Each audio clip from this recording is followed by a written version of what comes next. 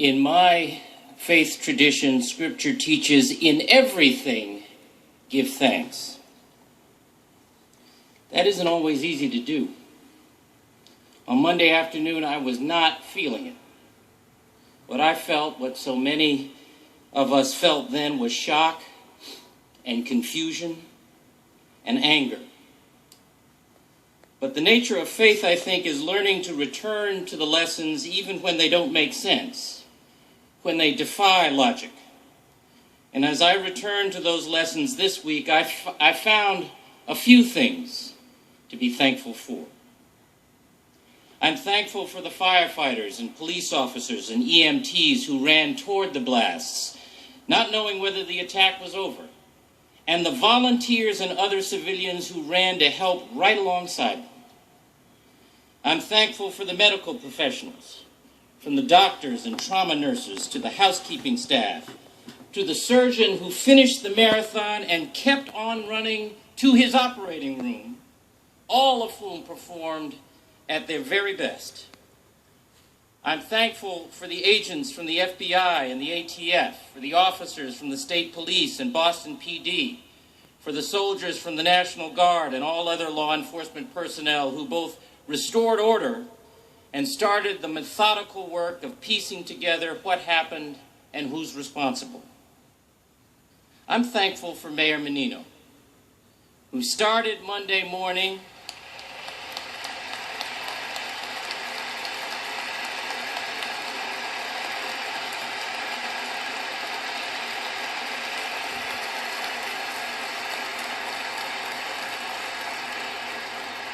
Mayor Menino started Monday morning frustrated he couldn't be at the finish line this time, as he always is. And then late that afternoon, checked himself out of the hospital to help this city, our city, face down this tragedy. I'm thankful for those who have given blood to the hospitals, money to the One Fund, and prayers and messages of consolation and encouragement from all over the world. I'm thankful for the presence and steadfast support of the President and First Lady, our many former governors who are here. And thank you.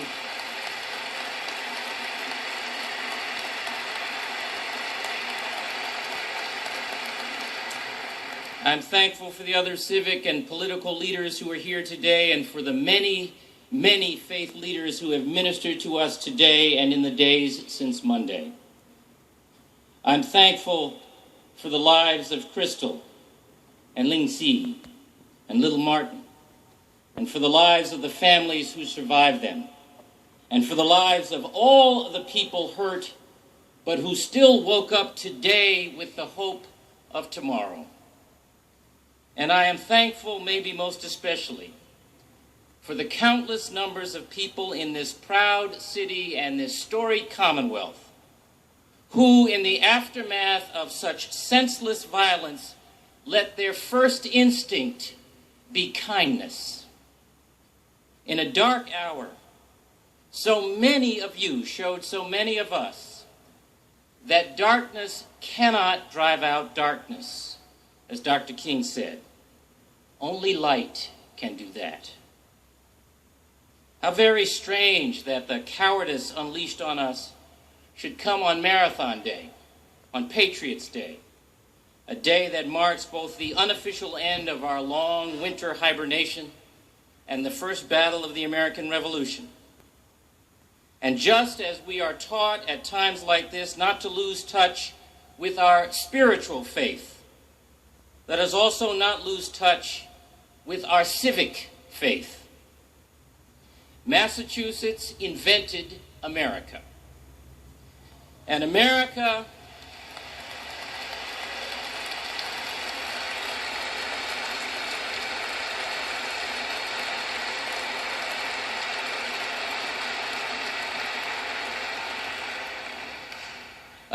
is not organized the way countries are usually organized. We're not organized around a common language or religion or even culture. We're organized around a handful of civic ideals, and we have defined those ideals over time and through struggle as equality, opportunity, freedom, and fair play. An attack on our civic ritual, like the marathon, especially on Patriots' Day, is an attack on those values. And just as we cannot permit darkness and hate to triumph over our spiritual faith, so we must not permit darkness and hate to triumph over our civic faith. That cannot happen, and it will not. And so we will recover and repair. We will grieve our losses and heal. We will rise, and we will endure. We will have accountability without vengeance, vigilance without fear. And we will remember, I hope and pray, long after the buzz of Boylston Street is back and the media has turned its attention elsewhere, that the grace this tragedy exposed is the best of who we are. Fellow citizens, I am honored